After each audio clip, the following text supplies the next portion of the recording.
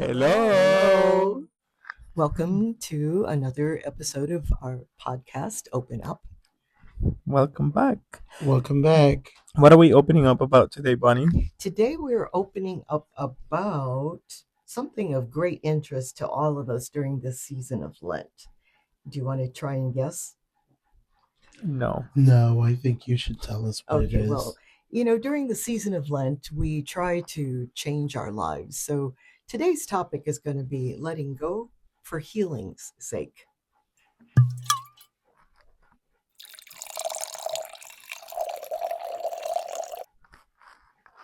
Very good. Do you have a poem for us today? Yes, I do. It's called Letting Go for Healing's Sake. Reflecting on the past brings one to places in the heart where happiness and bitterness coexist. Grudges weighing deeply, dragging us into damp darkness. Wintry seasons devoid of compassion. Hurts that have created chasms of trauma. The seed beds of bitterness bearing rotten fruit. Icy revenge tearing the very fabric of humanity. Is this the life we are to live? No. This is the season for change, a season for turning, a time for stretching into the light. Repent and be converted to the gospel. Forgiveness begins with the willingness to heal, the grace to step out of the darkness, leaving the stale and stagnant state, letting compassion lead our higher calling to understand, to let go, so that we might live. Charmed by happy memories, the soul smiles and stretches into sunlight warmth. The kind words spoken, the goodness found in the smallest of gestures, reminders that, like spring rain, joy is gently breaking down the hardened crust of bitterness. Shall we take the time? Shall we make use of this time to heal? So, let's open up about the need for healing. Anybody got any ideas? I think, Any grudges that people are bearing that you want to let loose? well, from the poem you read, I think there is two lines I think I would like to repeat. Reflecting on the past brings one to the place in the heart where happiness and bitterness coexist.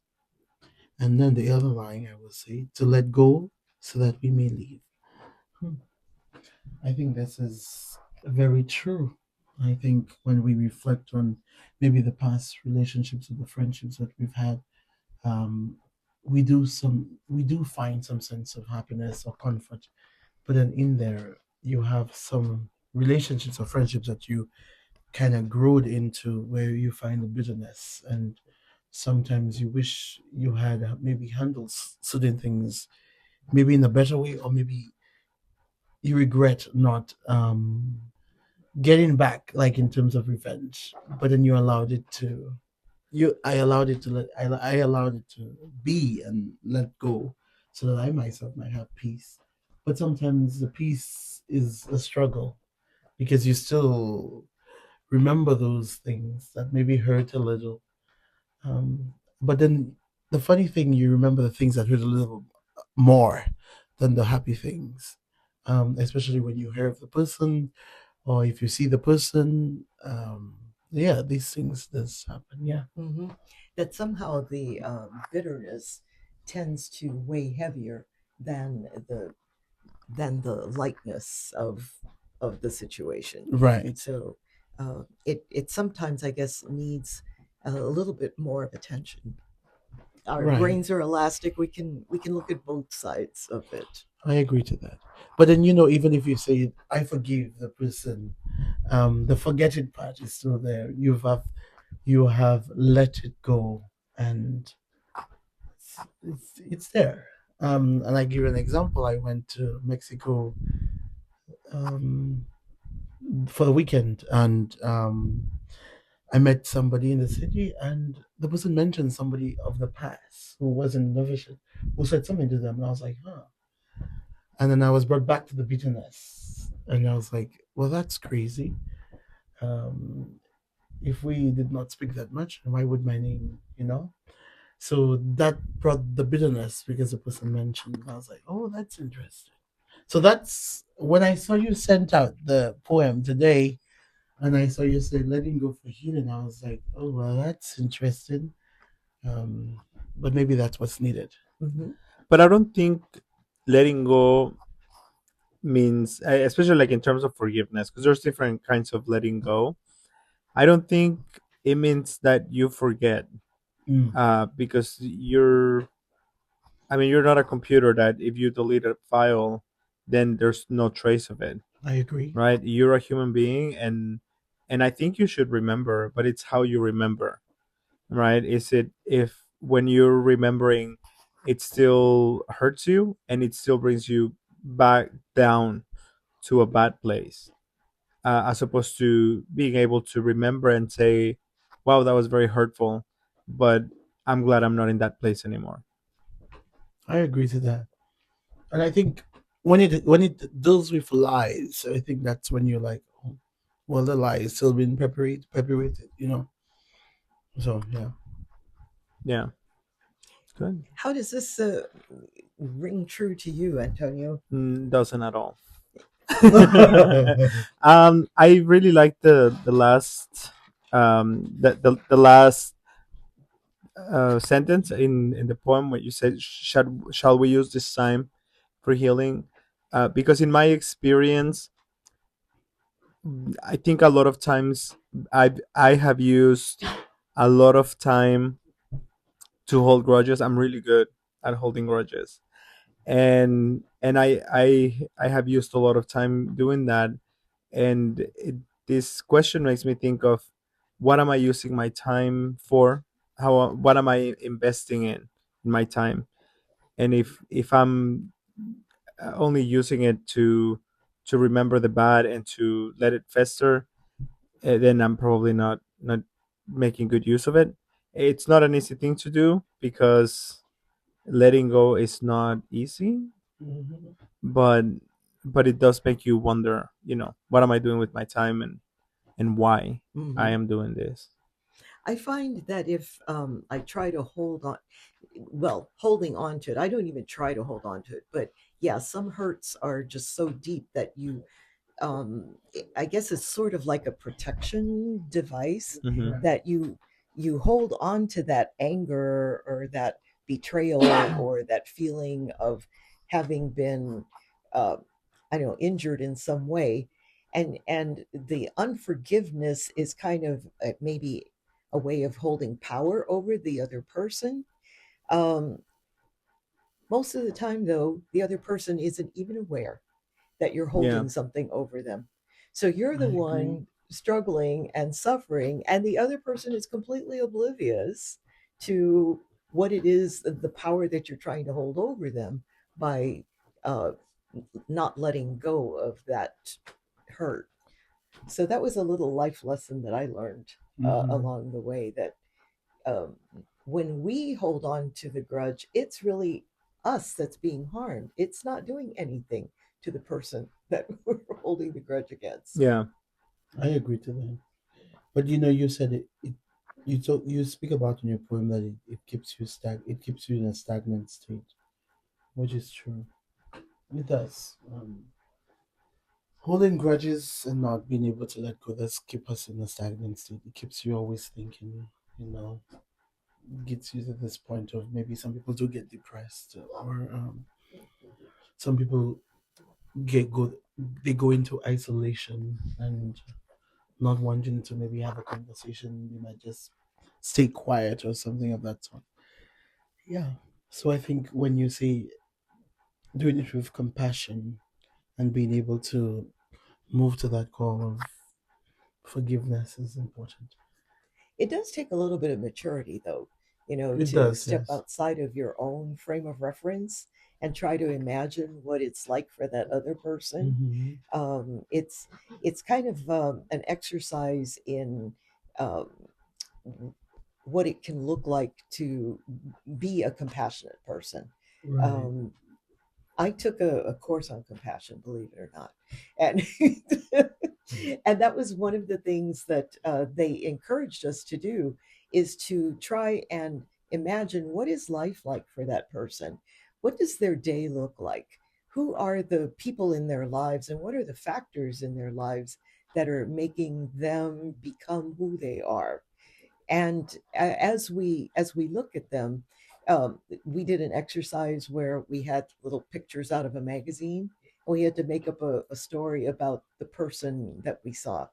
And it really was a good exercise in compassion, because while I might want to judge this person based on, exterior things, I honestly don't know the interior things that are forming this person Right. and shaping them into the people that they are. So to try and get out of ourselves in order to contemplate the life of somebody else Hmm. is actually a healing thing. Mm.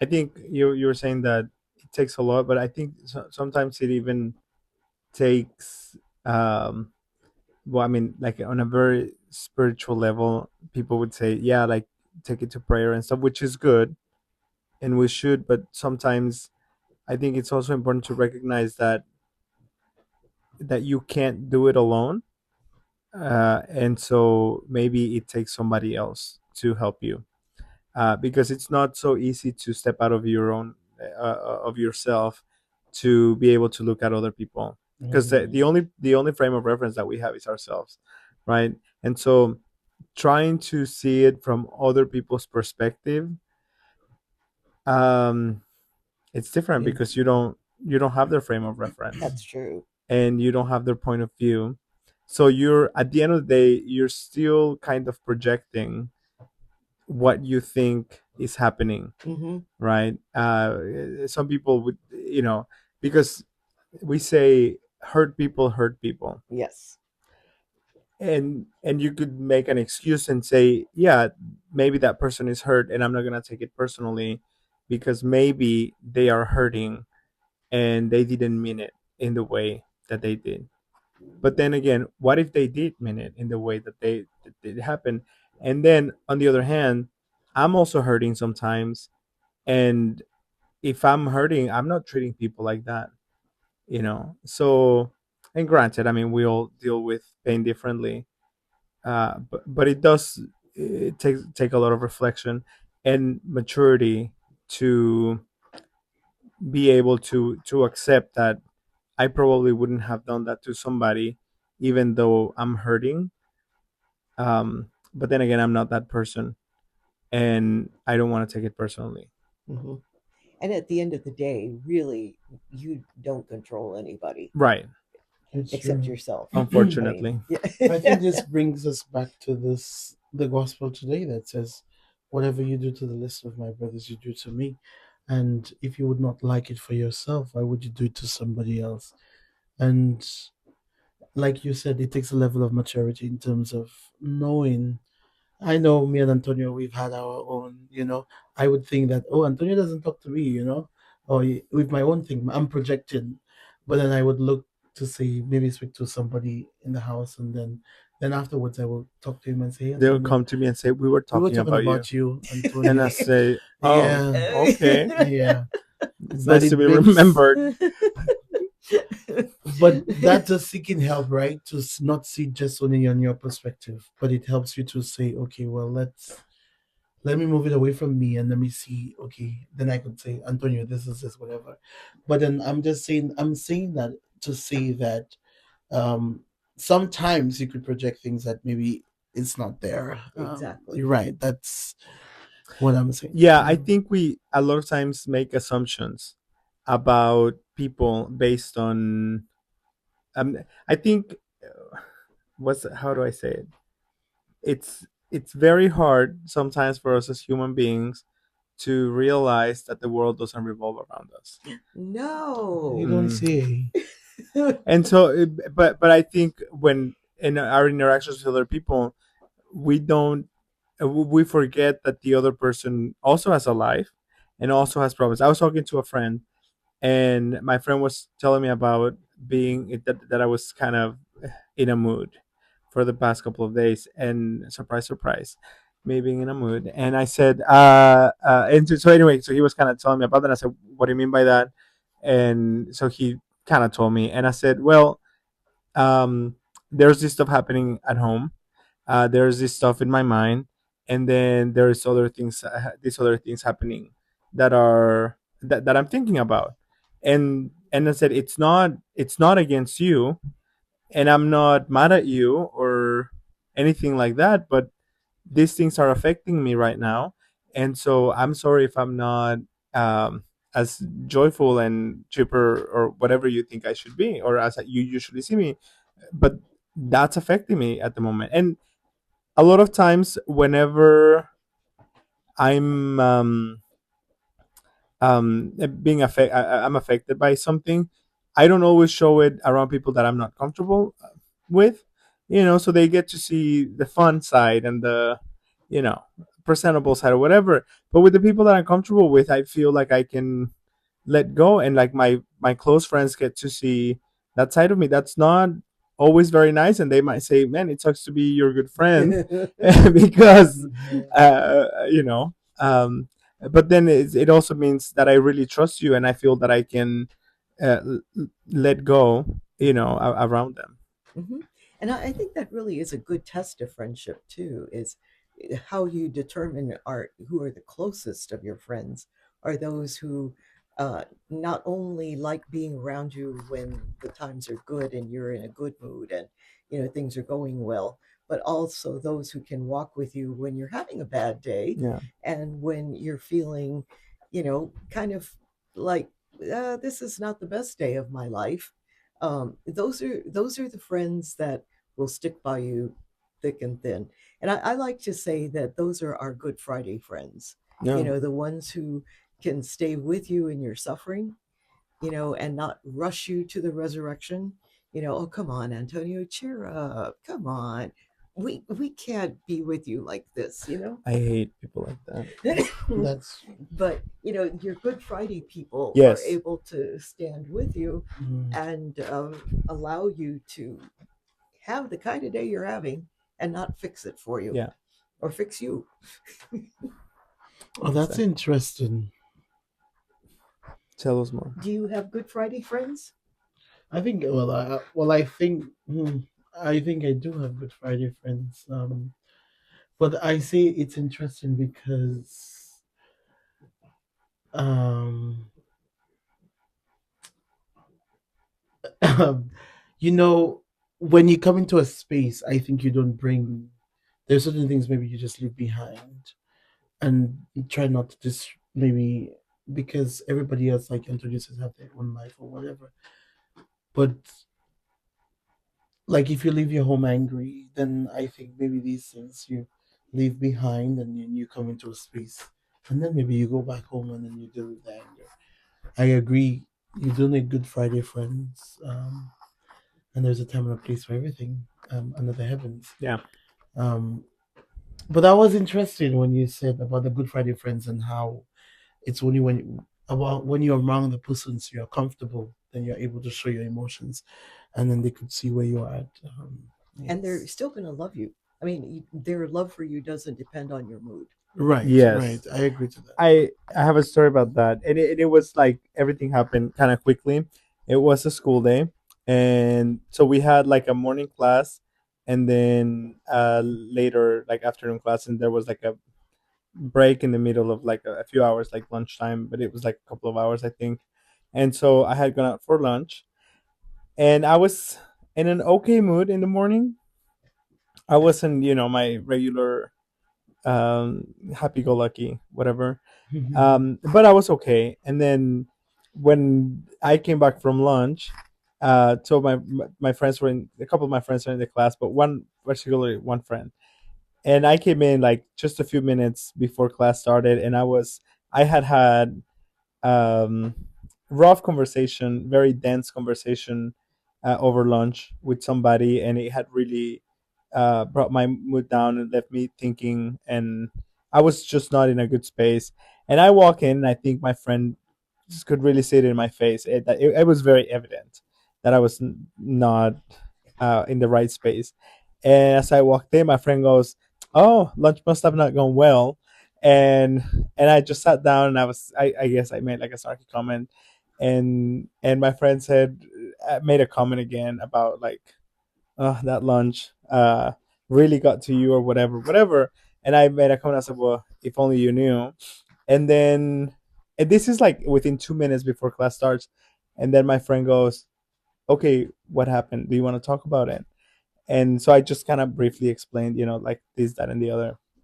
But to me, it was nice to have that exchange, because I knew that, okay, someone knows me enough to be able to tell that I'm affected, and he feels comfortable enough to take a stab at it, if you will, and he also cares enough to say, "Do you want to talk about it?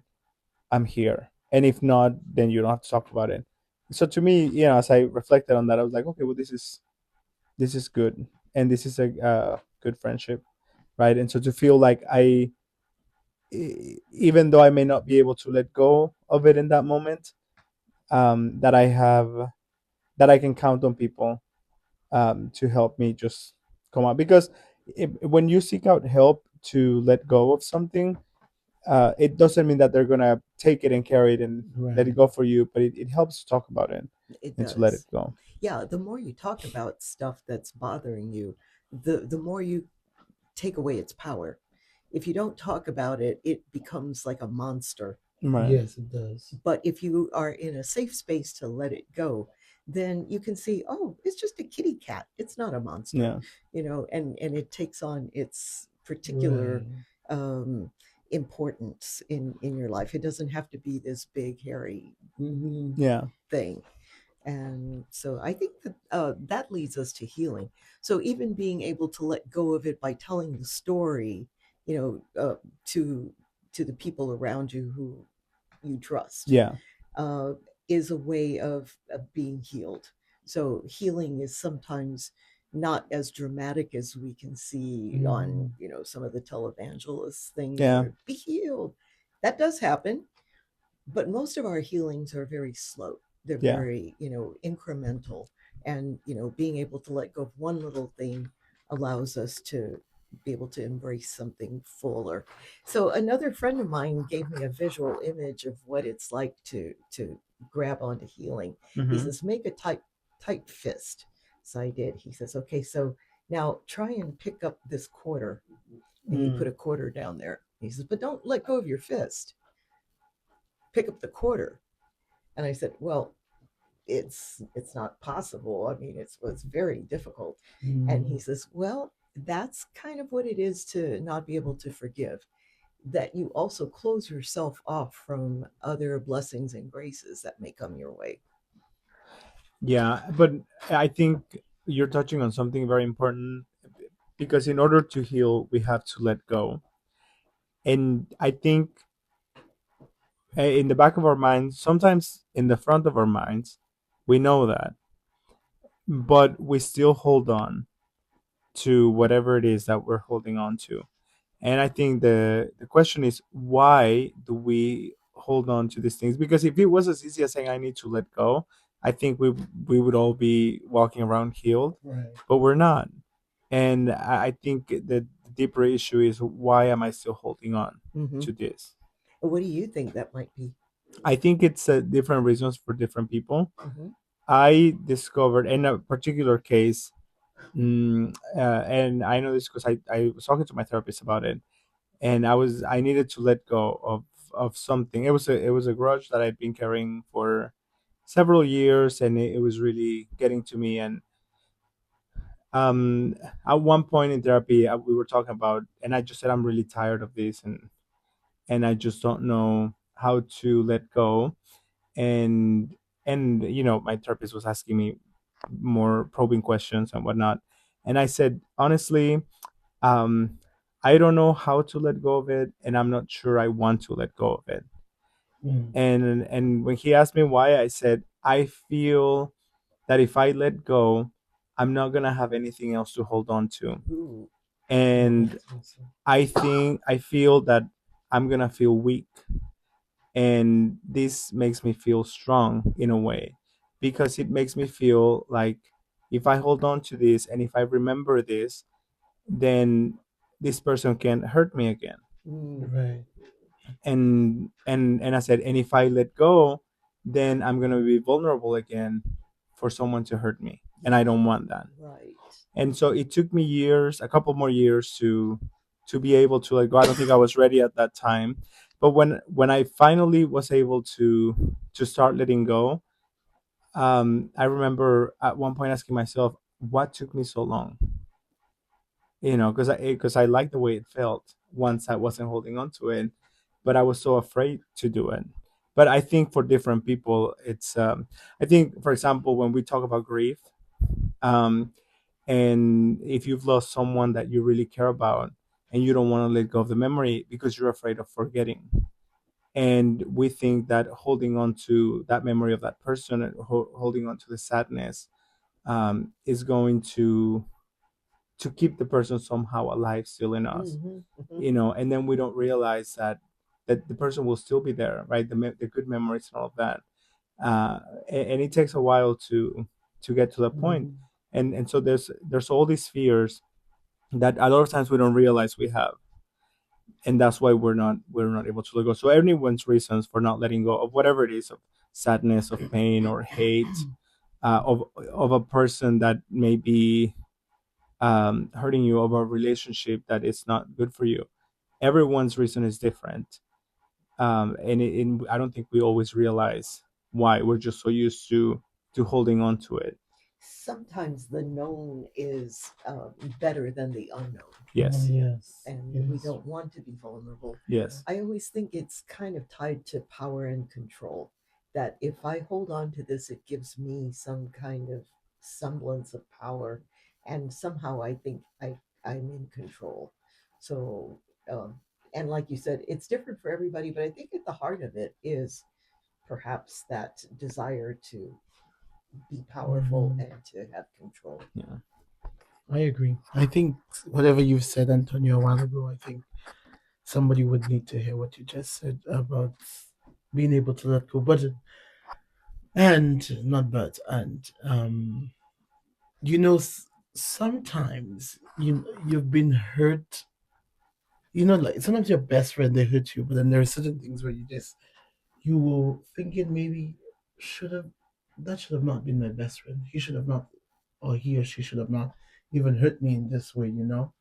And then you hold on to these things, like you said, and then it's like, okay, I'm not gonna let it go because you want to remember.